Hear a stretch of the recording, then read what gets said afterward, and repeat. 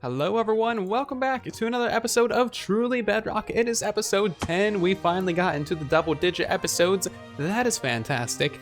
Today, we are not going to be doing any more prank wars. We are done and over with that, hopefully, for now. We've built up some defenses and some fortifications on our island, so this thing will never be covered in diorite ever again, which is lovely. But today's project is actually going to be working on the Guardian Farm. Right now, the Guardian Farm is actually like completely disabled and completely turned off because it was never really intended to be for like public use. Can you go into the chest? Thank you. Anyway, yeah, so the Guardian Farm was never intended to be used by like everyone, so it never had like safety features installed on it. And I don't know if you guys have ever used that Guardian Farm before or built one, but you cannot just AFK like mindlessly over there. If you AFK even for like 20 minutes, you can completely crash the entire server from the amount of guardians that will be loaded in the nether, so that is kind of terrible. So yeah, we need to really work on that today and set it up and make it safe for other people to use on the server.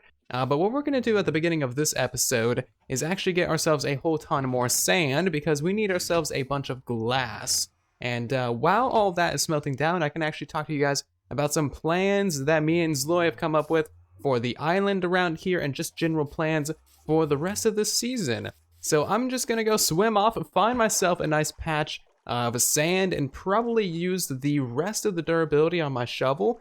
So I just got myself like 13 or so stacks of sand, and right now I'm just by the Guardian Farm. As you can see, I'm quite far away, but I just found myself a random Guardian right over here. Like we're probably about 120 blocks away from the Guardian Farm. It's seriously like not that close, and this guy just completely swam super far away from it. Like it's so ridiculous.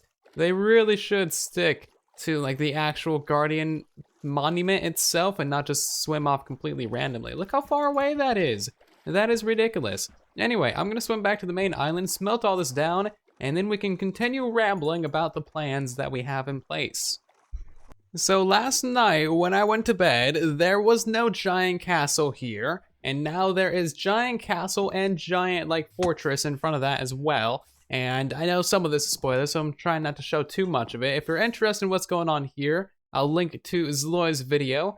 He has done quite a bit. So after we got pranked with the giant slab of diorite over our entire island, we kind of had to, of course, retaliate, so we did that first. But now we have to set up some defenses on this island as well. So we set up an actual like building here. Zloy did everything having to do with that. I am not a builder person, so yeah, he did all of that stuff.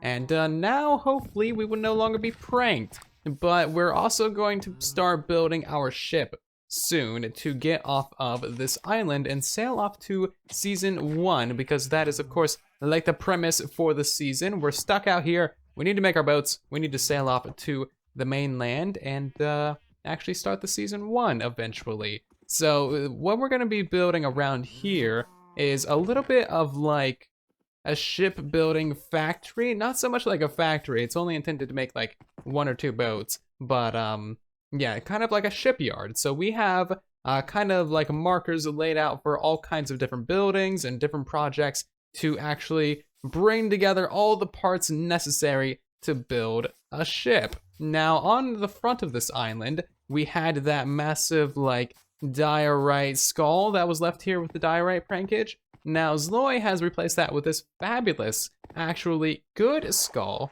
As you can see, it is like fantastic. It's got like a crown on it as well. Overall, island is looking so much better than it was just a couple days ago, because it's, you know, of course not covered in diorite. We have like a building, we got foundations. It is looking really legit and proper. And we're even like harpooning a broken down ship over here, kind of like dragging it back in, like scavenging it for good parts so that we can use that for our ship, of course. And we just have a few landmines that just kind of sprinkled around the front here in the form of charge creepers. I think that's a great addition. And around like this edge of the island, we're kind of going to be building up the rest of the ship. So we're going to have cranes and like containers and all kinds of amazing things. I think this right here is going to be the sail. Of course, we haven't finished building up the sail yet. We need to gather the materials, but we don't have a place to put the sail, so it's just gonna kind of sit here for a minute. We need to get ourselves some banners and like an emblem for the island of the undead. And overall, things are coming together very nicely. We went from like 0 infrastructure and like super messy storage to amazing building and a totally amazing plan for what to do with this entire island. So things are really progressing very nice.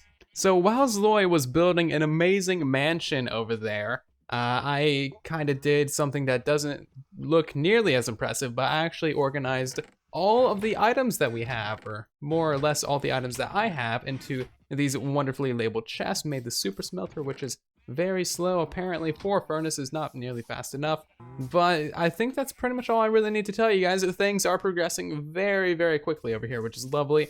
You can really get a good view of what exactly is going on from over here. It looks pretty awesome. That skull really makes the entire island stand out. I love it. Everything about it is super great. But there's a couple more things that we need to do around this main island before we head over to the Guardian farm. I'm pretty sure we have some profits from this thing. Oh, fantastic. I also stocked this up with a little bit of sea lanterns and just other prismarine things from the Guardian farm. I'm actually gonna take these bricks back real quick because I need those for the Guardian farm build. We'll restock that later, but I'm pretty sure I'm just selling these for like 2 and 3 diamonds each. Yeah, prismarine, 1 diamond for the normal stuff, and 3 diamonds a stack for the actual bricks and lanterns. I think that's pretty reasonable, seeing as how I have literally the only Guardian farm on the server right now, and it's not even functional at the moment. So in case you're wondering why we just have 4 random charge creepers out in front of our base, well, that is because we are of course going to use those for our beacon factory. We just need to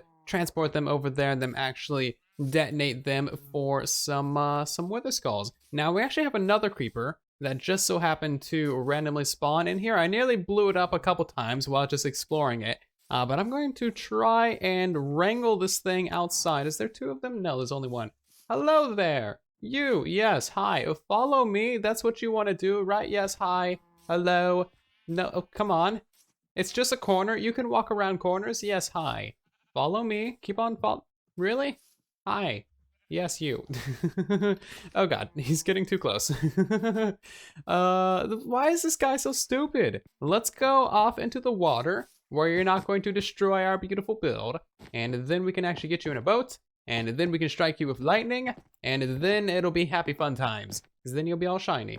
So you, this way, hello, fall down here. No, don't go back there. Oh, come on now. Get down into the water, and a boat. There we go. So now you're in a boat. You will stay there forever, and next time we get a thunderstorm, I need to strike him and 1 other creeper that I have stored, and then we will have a total of 6 charged creepers, which is kind of a lot. And that is really lovely. That's going to supply us with probably about 20 or so beacons just from those 6, maybe even more. I'm not good with numbers and math, but I know it's a lot of beacons. So all of the glass is finally done smelting. That took far, far too long. I feel like furnaces on Bedrock are just a tad bit, like 90% slower than they are on Java, but we now have like 13 and nearly 14 stacks of glass, which is fantastic. Made myself a whole bunch of light blue dye as well, so we can dye some of this, and then we'll have pretty much all the resources that we need to build up the redstone lines at the Guardian farm. Also went ahead and made myself a stack of sticky pistons as well, which is lovely, and we have ourselves a little bit of prismarine, which I think is what we're going to make all of our redstone lines out of. So the idea with this Guardian farm and with the off switch that we're about to install is we are basically going to be pushing up a couple of blocks to prevent Guardians from going through the nether portals. So right now this entire farm is disabled because every single one of these 25 spawn pods has 2 blocks preventing Guardians from going to the nether. And they never like jump over these blocks or anything like that. They always just stay exactly in this water around the edges, which is perfect. So now when we turn the farm on using some sort of activation circuit at the top there, we will actually get rid of this dolphin, and then all of the blocks, all of these spawn pods will actually get retracted, allowing Guardians to spawn and go to the nether and allowing us to actually get XP and drops. So what I need to figure out is how to run a redstone line to every single one of these pods in a somewhat nice manner. One thing I did just think about is I don't have any repeaters, I don't think. Do I? I have 6. Yeah, I'm gonna need a few more of those. So this is pretty basic. I'm gonna try and get some work done. So just trying to get some more prismarine bricks from the monument, and I found this weird, like, air block question mark? I don't know. Can I mine that? I can't. Very strange. Very strange, Bedrock. Am I actually mining it? No, I'm mining the block behind it. Can I place a block next to that? I can. It doesn't update. Oh, weird. Oh, weird. Very strange. So right now I'm working on getting in the actual foundation for the redstone line, and these are just the blocks that the actual redstone is going to go on. We still have a lot more work to actually do before we can actually place a redstone on it. We have to like put glass around it and empty it of water. That's going to be painful. And I also want to install some sea lanterns every now and again. That way it actually looks really cool from above. I tried to make it in such a shape and in such a way that it does look like a really cool pattern from above, but I haven't quite checked it out. So let's head up there. So you can't quite see it from up here. You can kind of see like a little bit of these bars, but not too much of it. So I definitely need to go around and install some sea lanterns at like the connection points and just like every maybe 8 blocks or so, and that will make this thing really stand out. And then what we can do from there is actually do the grindy part and actually make it so that we can place a redstone in there. That is going to be quite the process.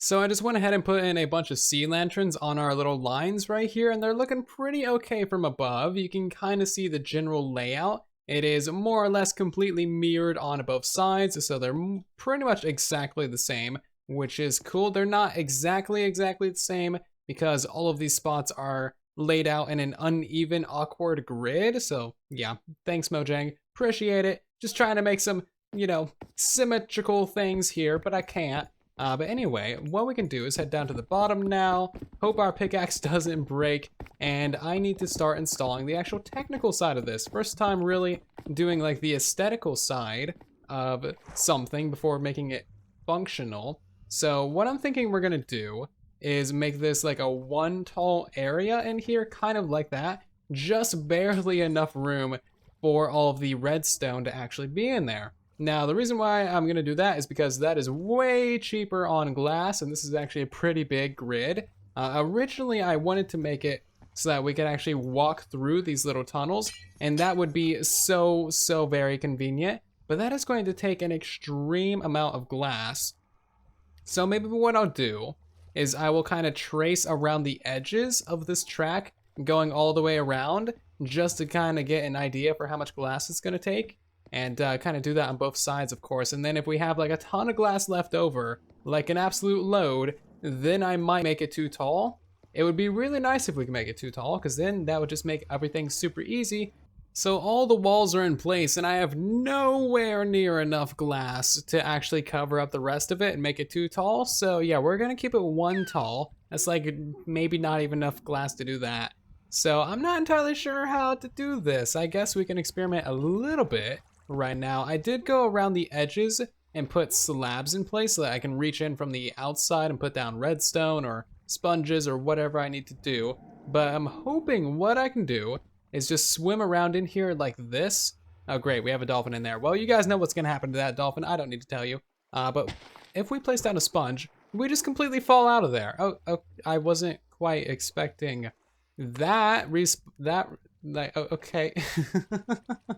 That completely caught me off guard. Cool, so that's not gonna work at all. What if I am not underneath those solid blocks? Can I put another block there? So if I just have glass above me, what happens when I put down a sponge? We're in these blocks, but now we can't move around until there's more water. Well, I'll see what I can do. And this might take a very long time to empty out, especially if I'm gonna be doing that and breaking glass. Yeah, this is gonna be painful. So a lot has happened since I saw you guys in the last clip. I actually went ahead and recorded a whole nother episode of this series with Zloy. You guys will see that in the next episode. Really fun, derpy episode full of shenanigans and chaos, which is lovely as always.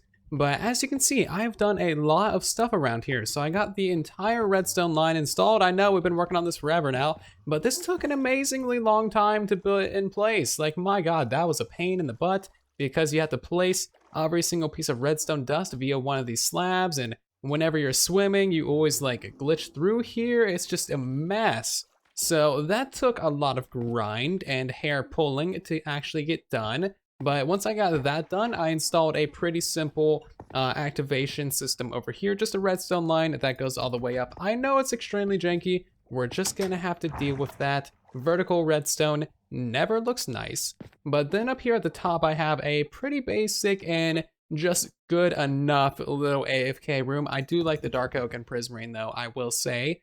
So this right here is the actual AFK spot for the entire farm. And then there's a couple of signs up here as well. So we are charging a diamond to actually activate this farm. So you toss 1 diamond on the carpet, which is that, and that'll activate the farm for 5 minutes. And that 5 minutes is enough time to actually get you 45 levels of experience, which is pretty lovely. So I think that is well worth the 1 diamond of using this farm. You also shouldn't be using the farm for any longer than 5 minutes. If you do that, you might end up crashing the realm, so be careful, people. Don't use it for longer than 5 minutes. No double activations or anything. And also don't leave the farm mods on. So what we can do is we can throw a diamond on there, and I'm just gonna walk out of here to demonstrate it. Those will go up. All the sea lanterns around this entire thing will go down, allowing all of the guardians to go to the nether, and that is pretty much all there is to it. What we're using for the timer is pretty much just a fish despawn timer, and that's pretty simple. We can also collect our profits from the chest right here, and that is really all there is to it. Looking pretty good, looking pretty simple.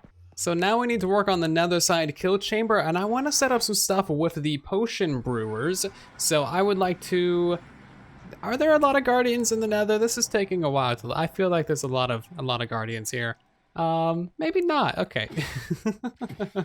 Okay, never mind. There's actually a lot. Cool. So that's the farm properly functioning. Great. Anyway, I want to change up this system to actually brew harming 2 potions. And then I want to set up a little bit of a system where you drop in another diamond or a piece of chicken, and then you get like maybe 3, maybe 4 of these splash potions, not shot at you, but actually dropped to you, so that you can actually, you know, use them on the guardians. So I'm basically trying to monetize this farm in every way that I can, which is perfectly fine. I feel like that's totally worthwhile. If you get like 45 levels for 2 diamonds, I mean, that's pretty good. And the potions, you don't even actually need the potions. But I do actually need to use this farm myself because, my God, my tools are completely broken. So I pretty much mended all 3 of my pickaxes, more or less completely, which is lovely. And still need to get mending on a few of my other tools, like my shovel and axe and, you know, the tridents and stuff, but that's pretty fine. We will work on that later. Turns out that TNC actually left us a little bit of a gift here, which is lovely. So we got 6 diamonds, thank you very much, and some lapis as well, and a stack of gunpowder, which is like basically like worth a stack of diamonds. Gunpowder is pretty rare on this platform because of the mob spawning. I don't know what I'm gonna do with all these swords and tridents. I guess I'll throw these in this box over here. But thank you very much, TNC. Do appreciate it, man. So there's actually like 3 things that I would like to do here. First of all, I want to place down some iron doors in front of these chests. That way we can have like the storage be on lockdown. No one will be able to take the storage, although I guess they can just reach over top of the doors. I'll have to work on that in a minute, but basically we'll be able to press a secret button somewhere and all the doors will open up, and then we'll be able to access our storage. And then the next thing that I want to do is change up this auto brewer to actually brew the harming 2 potions, of course, because harming 1 doesn't really do that much. And then I would also like to somewhere in here include like the little vending machine where you drop the item and you get out 3 splash potions. That's actually a fairly large machine. Maybe I'll put that like over here or something. But I'm basically just gonna crack on and get all of this stuff done, and I'll come back to you guys in a little bit. Alright, so a lot has happened over here at the Guardian Farm. Took me kind of a while to actually get everything sorted, but I did get everything installed finally. So over here we have ourselves the like little vending machine and a very, very janky like detection for if it's actually in stock. But hey, it works. It doesn't prevent this thing from being level 30, which is nice. And basically what you do is you drop in a diamond and then you get dropped 3 harming 2 potions, which is lovely. And it's all protected and stuff. You can't open any of this unless you break a block, which is totally a thing that people can't do because, you know, pickaxes don't exist. And then I also, you know, of course, got in all the iron doors for the system, and I have a little bit of a sneaky spot for a lever right here, which will open up everything except that one apparently, because I broke it. And that just kind of protects our storage from people and also gas at the same time. Let's just go ahead and put that door back right there. Cool. And then I also just went ahead and improved the auto brewer to make this a 5-ingredient brewer. Had to redo a lot of stuff for that, but it now should be brewing the splash potions of harming 2. I've already brewed a couple, but then it broke, so I had to fix it again. It's kind of a pain in the butt when it breaks, but it's a really nice little brewer when it does work. So that is all pretty awesome. Hopefully we make ourselves a little bit of profits from this here improved Guardian farm. I need to get another beacon over here, which means I need to get another beacon pyramid, and that is just going to take us a little while. So there's still some things that we can do over here to make the user experience much better. But yeah, next episode is going to be with me and Zloy. We're going to have some derpy shenanigans. I'll be working back on the main island as well. Maybe doing a little bit of decoration and building. Who knows? Anything could happen.